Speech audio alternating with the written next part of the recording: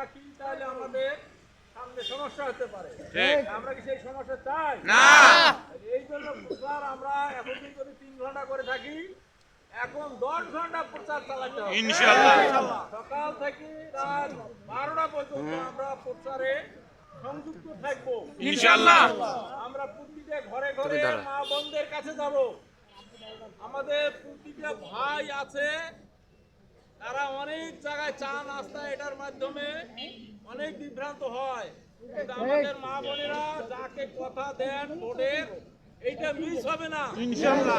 আমরা বেশি বেশি করে মা বোনদের কাছে যাব, তাদের ভোট আমাদের প্রচুর দরকার।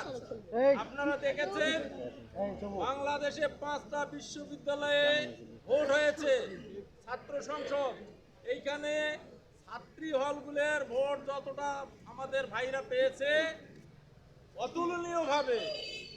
সেই জন্য আমরা আমাদের কথাগুলো মা বোনদের কাছে জানাবো, তারা ইসলামকে বেশি মানে, তারা ইসলামের পক্ষে বেশি সমর্থন দেয়। আমি অনুরোধ করছি আপনারা সময় ক্ষেপণ না করে প্রতিটা বাড়ি বাড়ি যতক্ষণ না মা বোনেরা বলে যে এতবার চাইতে হবে না, আমরা তখন বলবো আমরা তো তোমাদের খোঁজ খবর নেওয়ার জন্য আলছি, তোমাদের সুবিধা অসুবিধার খবর নেওয়ার জন্য আলছি। এই কথা যতক্ষণ শোনা না যায় ততক্ষণ আমরা ভোট যেতে যেতে থাকবো ইনশাআল্লাহ। সকলের সুস্বাস্থ্য কামনা করি, যে যেখান থেকে এসেছি সেখানে সুন্দরভাবে আল্লাহ যাওয়া আমাদের তৌফিক দান করুন। আগামী নির্বাচন পর্যন্ত সুস্থ থেকে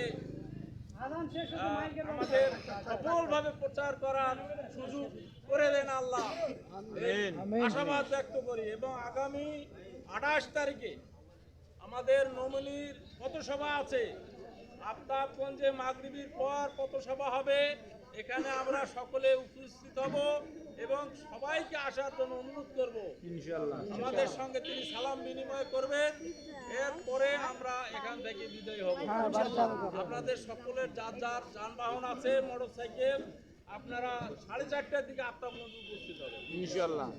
আপনারা 28 তারিখ 4:30টায় মোটরসাইকেলে উপস্থিত হবেন, আমরা নমিনির সঙ্গে শোডাউন করব ইনশাআল্লাহ। এই আশাবাদ সকলের সুস্বাস্থ্য এবং সকলকে সুন্দরভাবে বাসায় চলে যাওয়ার জন্য অনুরোধ রেখে আমার কথা এখানে শেষ করছি। আসসালামু আলাইকুম। ওয়া আলাইকুম আসসালাম। বাতিল লেগে রাখে নাকি?